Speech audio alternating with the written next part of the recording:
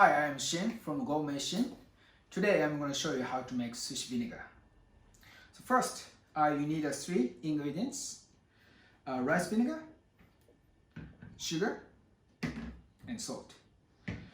And the ratio is 4 parts of rice vinegar, 2 parts of sugar,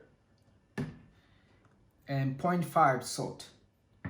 So today I'm going to use 200 milliliters rice vinegar and 100 grams of sugar and 25 grams of salt.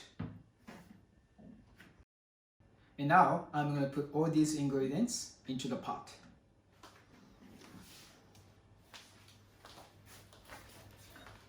So this is rice vinegar. This is sugar.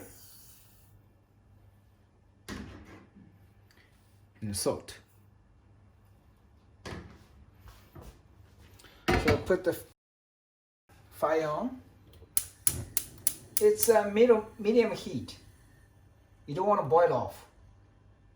Just enough to dissolve the sugar and salt. So you can use a whisk.